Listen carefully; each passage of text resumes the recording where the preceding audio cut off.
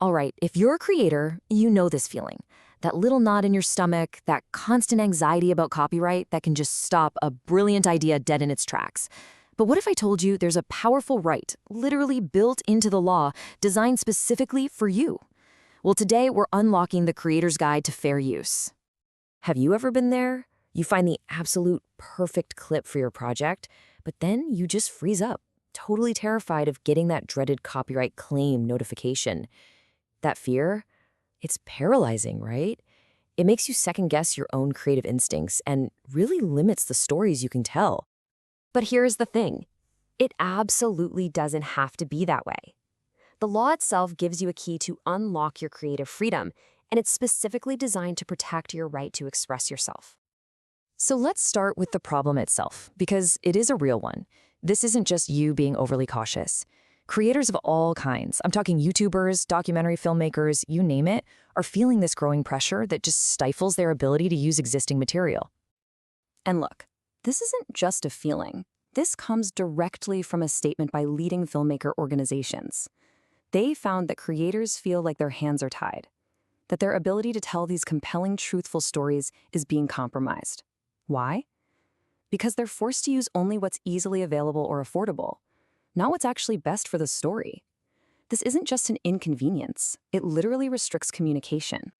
But this is where we get to push back with the solution. And I really want this to sink in. Fair use is not some sketchy loophole. It's not a defense you just hope works after you get a takedown notice. It is your fundamental right as a creator. The Supreme Court has even said that fair use is what balances copyright with the First Amendment. Think of it as the legal safeguard that prevents copyright from turning into censorship. So the crucial takeaway here is that fair use is your right, designed to let you participate in and build upon the culture that's all around us. Okay, so how do you know if you're on solid ground? Well, it really boils down to two key questions. First, is your use transformative? In other words, are you adding a new message or a new purpose, or are you just replaying the original? And second, is the amount you used appropriate? Did you only take what was reasonably necessary for your new purpose? If you can confidently say yes to both, you are in a very, very strong fair use position. All right, now let's get practical. The documentary filmmaker's statement actually outlines 4 common situations where fair use is super robust. I want you to think of these as 4 proven plays you can run in your creative projects. Our first play is critique. This is probably the one you're most familiar with. It's when you use a piece of copyrighted work as the direct object of your commentary. Like using a movie clip in a video review. I mean, think about it. How can a film critic review a movie without showing any clips? How can a book reviewer analyze a novel without quoting from it? They can't, and neither can you if you're making a video essay or commentary piece.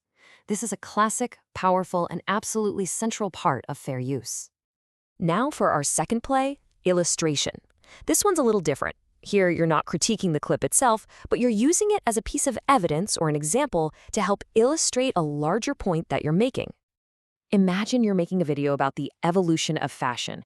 Using clips from movies from different decades is the perfect way to show that change. You're not just replaying the movie for entertainment, you're transforming it into evidence for your argument. You're harnessing it for a totally new purpose.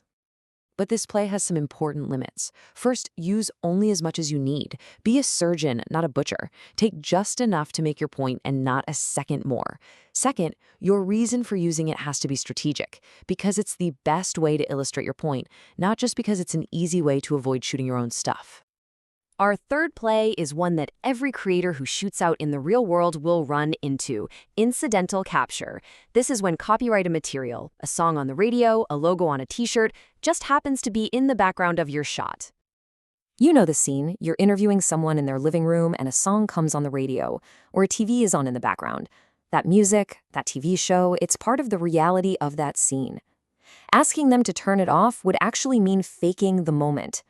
Fair use protects your ability to capture that reality authentically. Again, there are some important guardrails here. The key is that it's incidental. You didn't ask them to put on that specific song.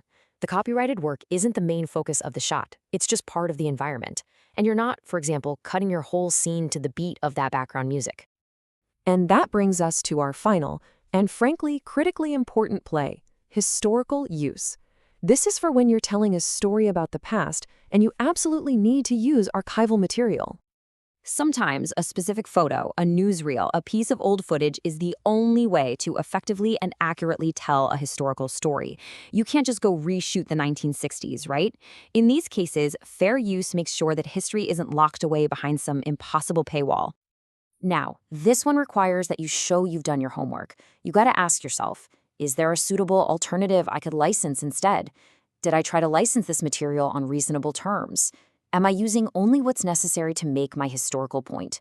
And am I relying on a bunch of different sources? Documenting these steps really shows your good faith. Okay, you know the playbook, but there's a lot of bad information out there that can still make creators freeze up. So let's bust a couple of the most common fair use myths. The first big myth is that fair use is only for school projects or nonprofits. That is simply not true. Your project can be highly commercial, you can absolutely plan to make money from it, and still have a perfectly valid fair use claim. The question is about transformation, not monetization. This next one scares a lot of creators. The myth: if you ask for permission and get denied, your fair use claim is dead in the water. That is false. In fact, showing that you try to license the material can demonstrate your good faith and can actually strengthen your fair use argument. It proves you aren't just trying to get something for free. So what does this all mean at the end of the day? It means you can and you should approach your work with way more confidence. You have rights that are designed to empower your creativity and your ability to communicate. Let's end where we began, with the most important takeaway of all. This isn't a favor that the law does for you. It is not a privilege you have to beg for. Fair use is your right as a creator in the United States. Understanding this right shifts the power back to you. It frees you up to tell more ambitious, more truthful, and more compelling stories. So the only question left is, knowing what you know now, what amazing things are you going to go out and create?